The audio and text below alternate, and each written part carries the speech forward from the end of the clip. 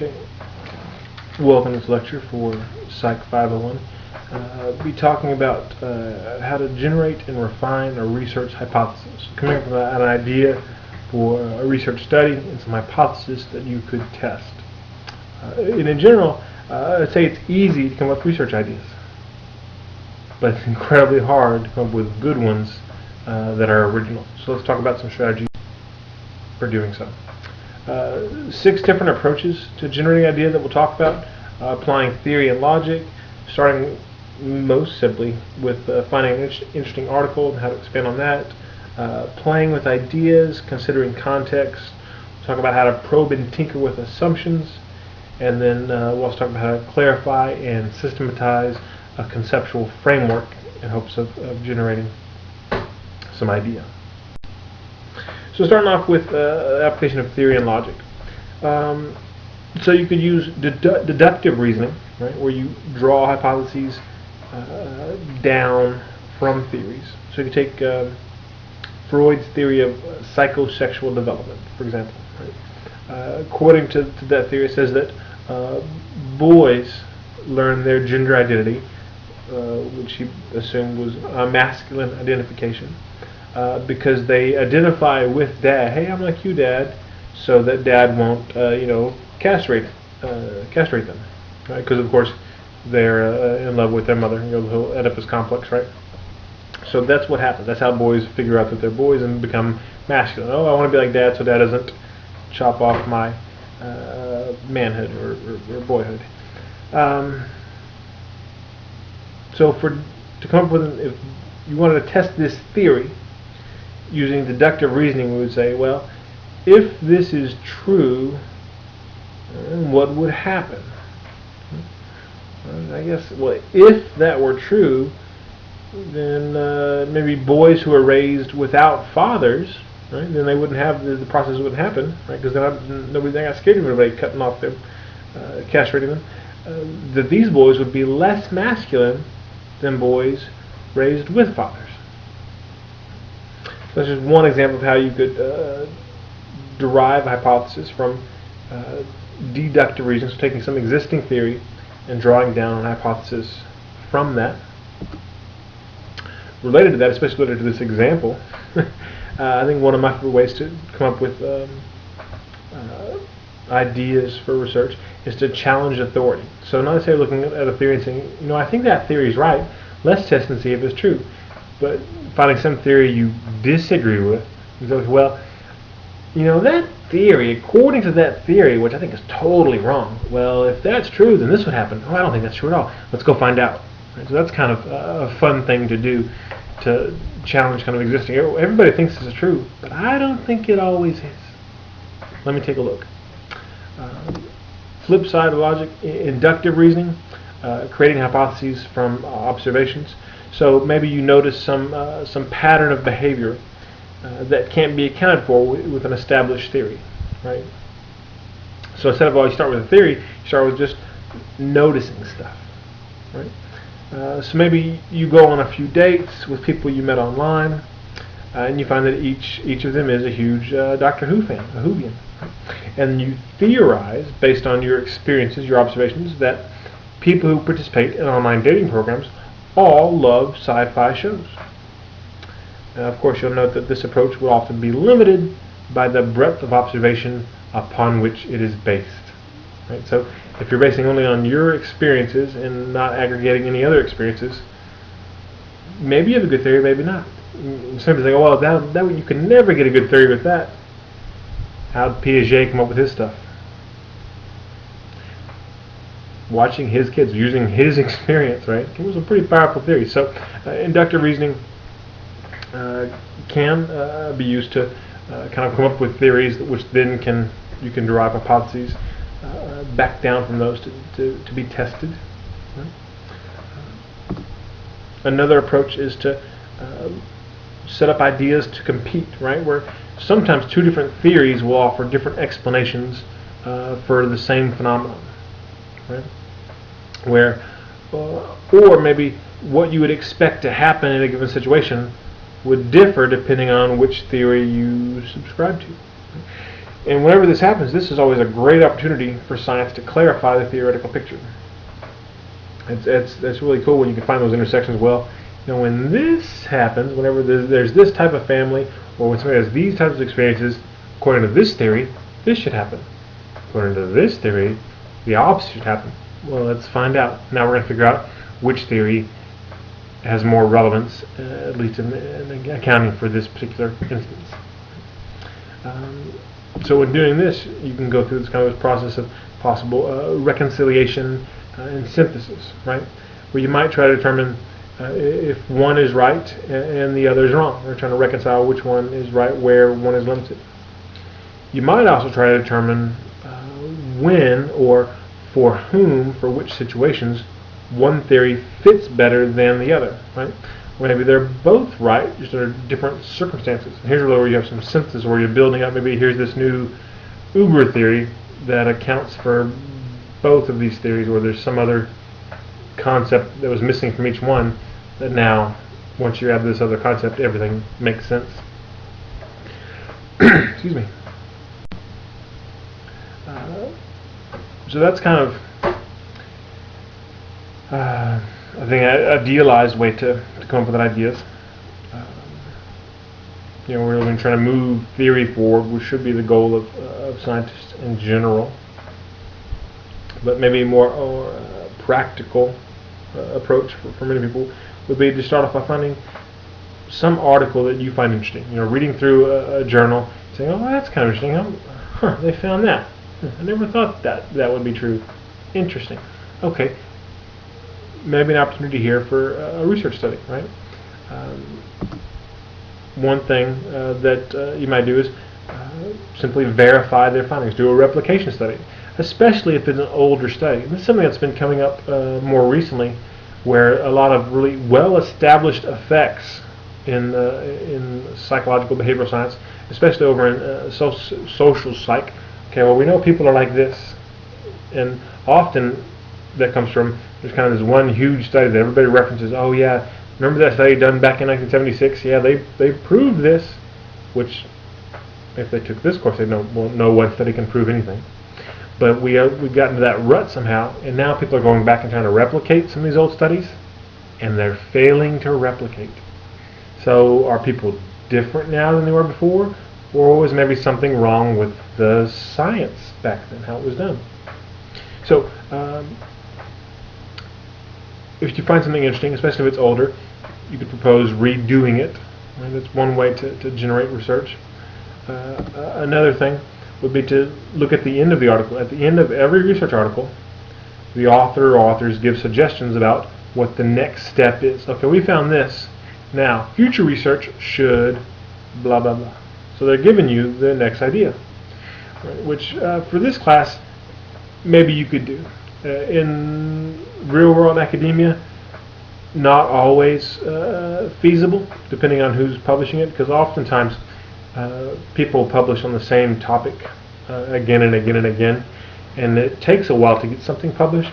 So by the time that thing has gotten to a journal, and it has at the end of the article, here's the next step, and you're reading it, well, they wrote that 6-9 months ago, so now they've actually already started that second study, the next step study, and are going to submit it to a journal before you ever could. Maybe. If so, you always want to kind of check, well, is this somebody who's published a lot of articles on this topic? If so, then I'm probably not going to be able to take that idea. But if it's somebody who publishes all over the place, they may not follow up. If it's somebody's dissertation, they're probably not going to follow up. But that is another source, another opportunity to find ideas. Another thing you can do when looking at an article that you're interested in is think about ways you could improve the validity. Internal, external construct, which we'll talk more in the future about what those types of validity are and what they mean.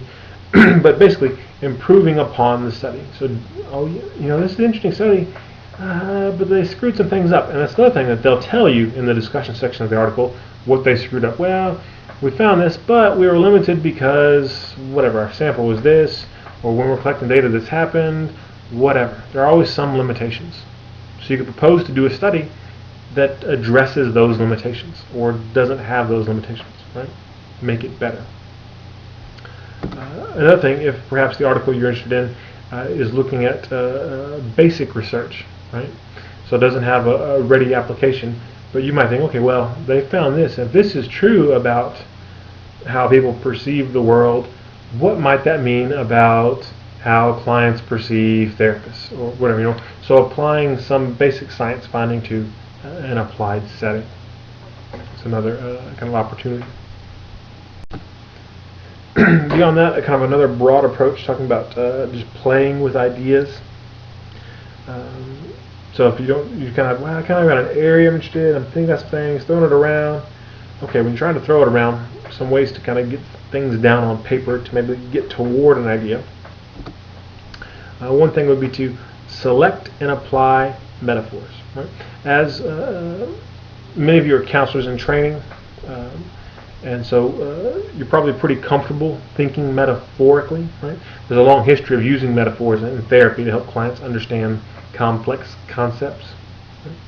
Right? And so if you're interested in some phenomenon, some pattern of behavior, and you can think of a metaphor that reflects the concepts involved, this can be a source of ideas if you start thinking about perhaps extensions of that metaphor. An example, if maybe you think, okay, well, you know, depression is like carrying a heavy anchor while trying to swim across the sea of life. Okay, that's a metaphor, whatever. So if you start thinking about that metaphor a little more deeply, well, what is the anchor? What is that a metaphor for? Maybe the anchor is negative thinking. Maybe the anchor is regret. Maybe the anchor is maladaptive behaviors. Right? And whatever you start thinking, well, maybe the anchor is this. Now, okay, well, if that's true, then depressed people should have more of that stuff than non-depressed people. Let me go do a study and find out. Right? And you can go on, right? Why don't they let go of the anchor? Wouldn't it be easier? Maybe the anchor serves a purpose. Right? Maybe the anchor provides stability. It's predictable. Right? So might people who are depressed be resistant to change because they don't know what it would feel like not to be depressed? That's an interesting research question. Right? It all comes from just kind of playing with this metaphor. Right? Beyond that, representing ideas graphically, it's especially helpful when trying to think about relationships among and between variables. Example here, think about the relationship between study time and academic success. Okay, so maybe it's straightforward. The more you study, the better you're going to do. Okay, so you draw that and you go, okay, well, I wonder maybe there's something that affects that relationship. That relationship is true if something else is true. Like there's something that moderates the relationship between study time and academic success. Right? So you write, oh, study method. Maybe it depends on how you study. Right? So if you are in a quiet place with no distractions, the more you study, the more success you're going to have. But if when you study you have on headphones connected to your phone, you're listening to music while you have Facebook and Twitter and Instagram all open and you're interacting with people, maybe the amount of study time using that study method would not be predictive of academic success. Perhaps, not just saying. So that idea might come to you if you draw this out. So that's looking at a moderating effect. Another thing would be to look at mediation. Maybe think, okay, study time leads to academic success, but it's not just this one-to-one thing. The more you study, the more success, because studying leads to success. Well, how does it lead to success? What does it influence? Well, maybe it's the obvious thing. It'll be, well, the more you study, the more deeply ingrained the information gets, and so the better you're going to recall it. Maybe, or if you're drawing these arrows, maybe think, well, no, maybe it's more about the more you study, the more confident you feel that you know the material. and so the better you're going to do. And you could even think, well, maybe there's another step in here. The more confident you feel, therefore the less anxious you feel, because anxiety is impairing academic success. Right? Just things that, as you're kind of drawing things up on a board or a piece of paper, things might occur to you. Another thing would be looking at changing the scale right here. I'm talking about letting yourself think of unrealistic proportions with regard to the relationships among variables that you're thinking of.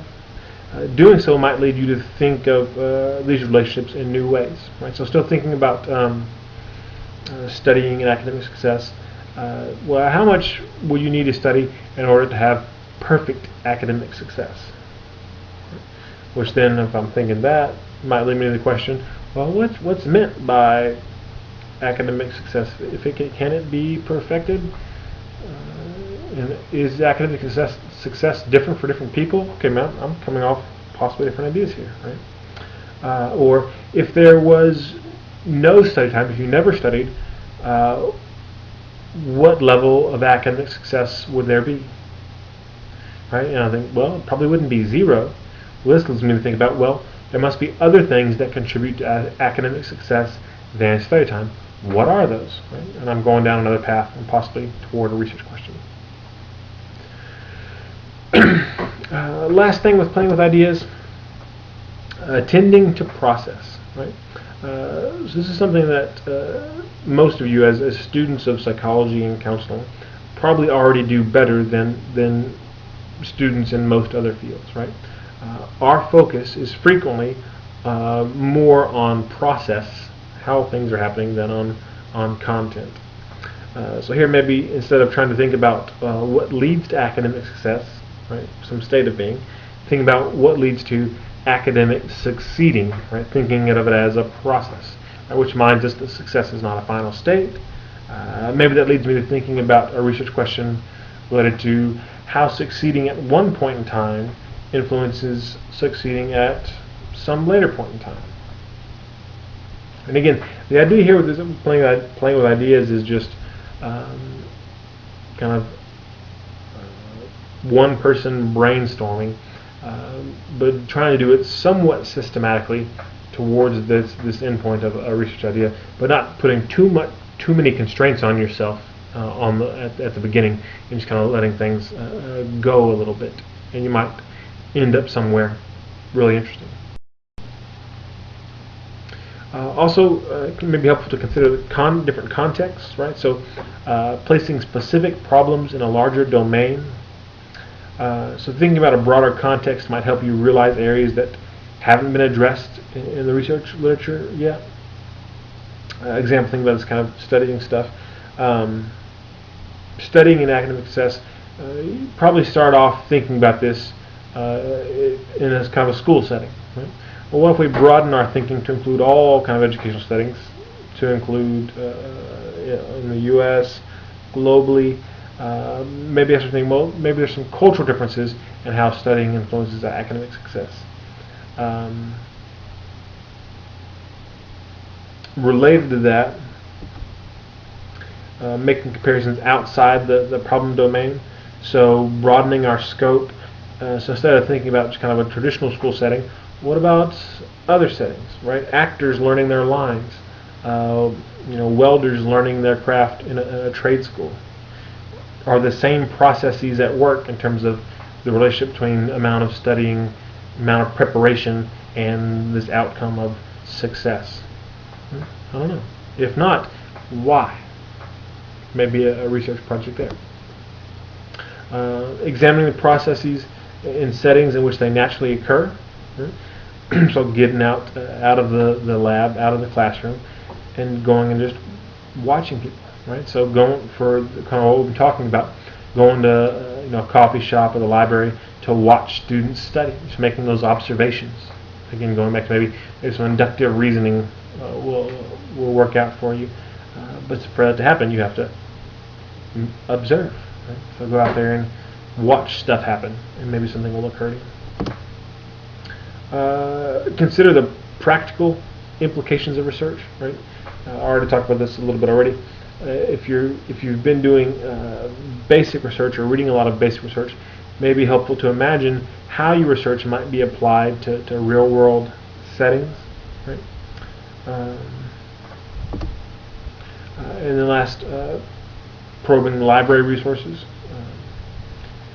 It's really a good way to get a better understanding of contextual variables related to your research idea, is to just start reading, right? So go to the databases, type in keywords related to your idea, and see what's been done. And you might find a tangent that's more interesting than what you started with. In terms of probe and tinker with assumptions, first I'll talk about exposing the hidden assumptions. Most of the things that we know are based on assumptions that we just gloss over, right? Because it's easier. We're cognitive misers. Sometimes it's helpful to try and identify these assumptions because a new research idea might involve examining how or when those assumptions are true. For example, maybe thinking about, oh, how is studying time related to academic success? If I stop and think, well, I'm assuming here that studying leads to greater success, I must be assuming that measures of academic success reflect learning. And think about this to yourself. Does your grade always indicate how much you learned in the class? And if not, okay, well then maybe our measures of academic success, if we rely on grades for that, aren't reflective of learning. Then what is? How could you better assess learning than what we're traditionally or typically doing? Another approach is to once you identify an assumption, make the opposite, right? So challenge existing assumptions, subject them to empirical evaluation, right? Another assumption is that probably academic success is a good thing. Right? So, well, do people who get higher grades really make more money, report greater happiness? Maybe, maybe not. Let's find out. It's an empirical question. Right? It's something that can be, we can collect data on, we can test it.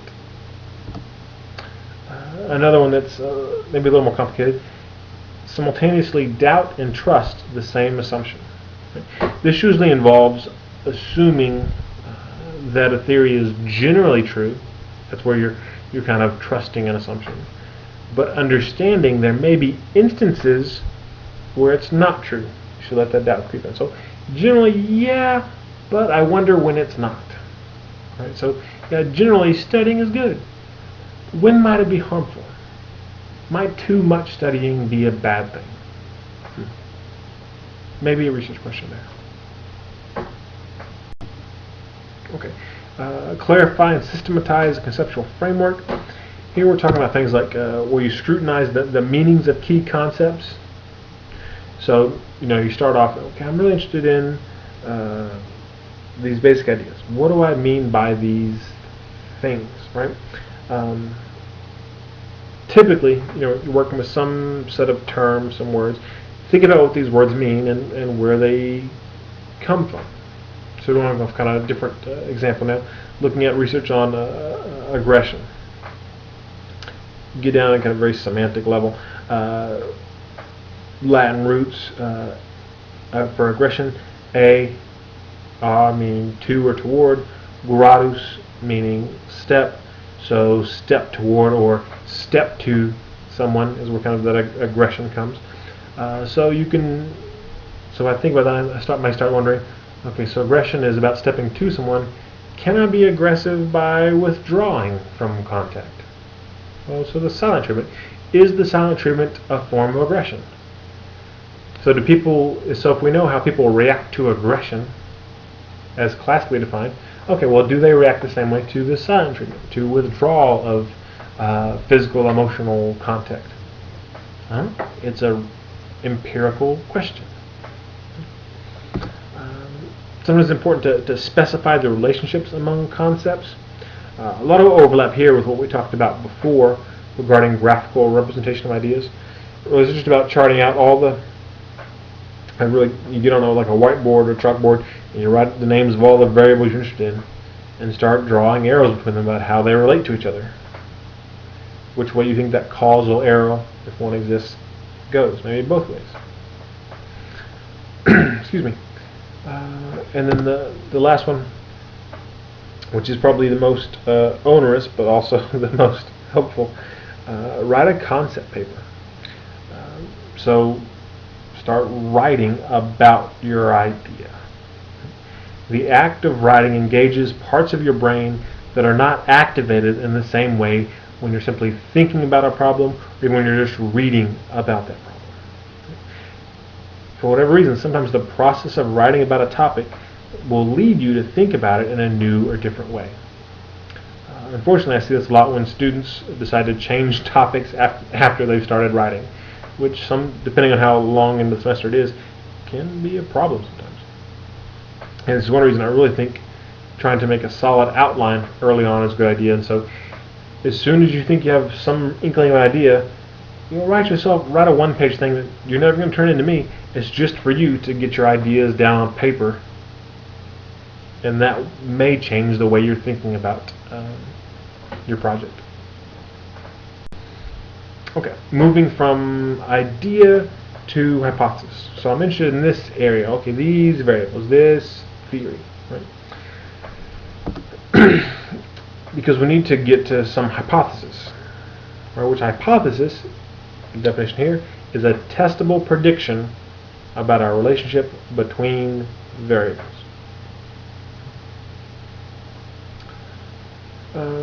Often it occurs in kind of this if-then format, where the if part is typically some theory. It could be an existing theory or a theory you came up with. Basically, if the world works this way, then here's what I should observe. So then what happens? Well, then if you observe the thing, okay, then yeah, that was consistent with your theory. You provided support for your theory. If you don't observe the thing, then you failed to provide support for the theory.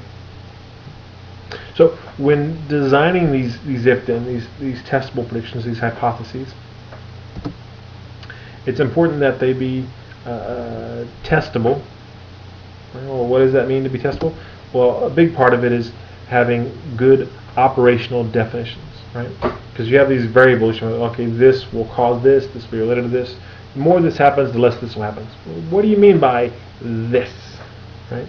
So this variable, you have to have a workable operational definition. You've got to be able to quantify and observe your variables. So I can't go out and say, okay, well, I think that this couples therapy that I'm doing is effective because it really helps cleanse people's auras.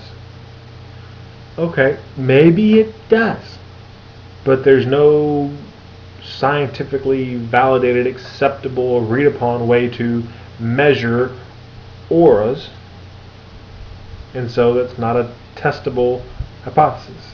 I can't say, okay, I think that's what's going to what's going on. So over the course of therapy, couples, if this is true, then couples' auras should become cleaner, more integrated. I don't know what it's supposed to be. Cleaner over time. Okay, well, if I can't test that, then that may be true, but it's not. It doesn't fit in the realm of science. Not a testable hypothesis. Right? And there's a lot of things related to kind of spiritual type stuff that are really important questions, but they don't fall in the realm of science. Science has, in some ways, a limited purview. Things that are observable, testable. Right? Related to that, you've got to be fairly specific in your expectations. You can't have these kind of vague statements, right? I think this therapy reduces depression. So if people are in therapy with me, they will get better.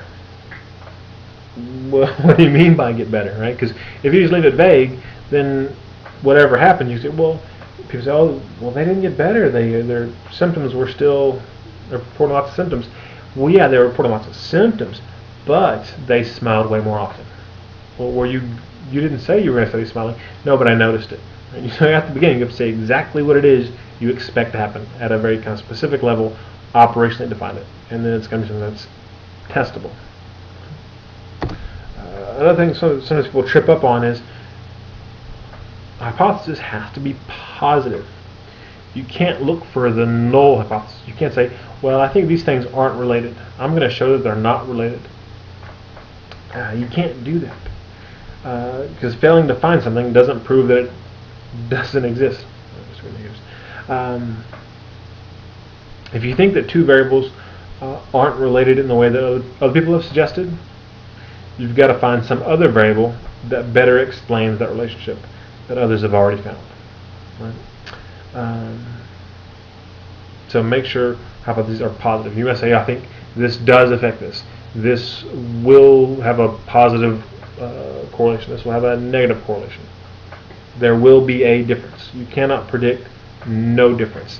That's just the way the science is set up, and especially the mathematics related to our field are set up. It's not an acceptable proposition. And then another big one, hypothesis really needs to be supported by a good rationale. Okay.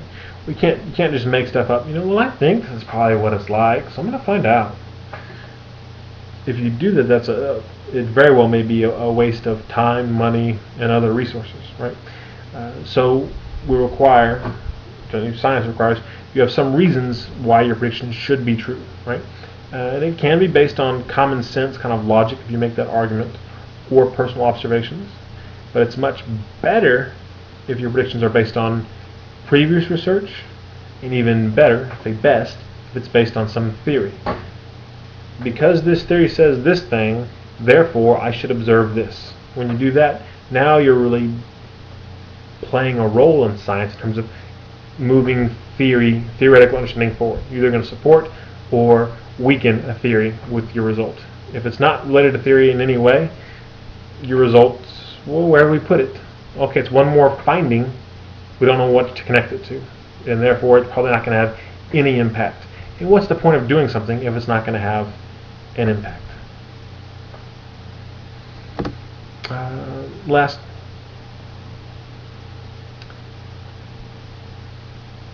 should be relevant. A good hypothesis is one that will add to our knowledge of the human condition in a meaningful way, at least if you're studying human subjects. Not all studies are equally relevant, but we do try to stay away from really trivial questions that are unlikely to either have an impact on human functioning or significantly add to our understanding. So if you say, well, I really want to know, which color frisbee do college students prefer? Yeah, you could do that study, but so what? Who cares? So it doesn't have to be earth-shattering, but some relevance. More relevance is obviously better. Best way to check if your question is relevant or trivial is to think about, wow, what would people do differently if my hypothesis was supported? Right? So if I found what I expect to find, hey, guess what? I found this. Now you need to stop doing this or start doing this. If you can think of something people should do differently based on what you can potentially find, okay, then you've got a study that's relevant. If you say, hey, guess what? I found this, and it doesn't affect anybody, never mind. Well, then you probably didn't need to do that study. Okay, summing up this part, find your passion. Choose a topic that you care about. It'll make it much easier to spend the time needed to do it well. When I say think and don't think, I'm talking here about think about it and then stop, walk away. Right? Don't try to sit down and come up with an idea in one sitting. You probably not come up with the best idea. Think about it for a while, do some reading, stop, go do something else, come back to it. Your brain's going to keep working on an idea, even when you aren't actively trying to get one. Doesn't mean you don't have to think about it at all. You do have to come back and revisit, but you should take breaks so that that other part of your brain can do some work too. Don't keep it a secret. Talk with other folks, classmates, family, me, about what you're thinking about. Sometimes a good sounding board is what you need to spring toward that great idea, right? And that's perfectly fine at this stage to be consulting with people to come up with a better idea. Another tip would be try to imagine results, because when transitioning from a research idea to a hypothesis, if you can imagine what it would look like if you found what you expected to find, right? Or maybe imagine what it would look like if you didn't find what you expect.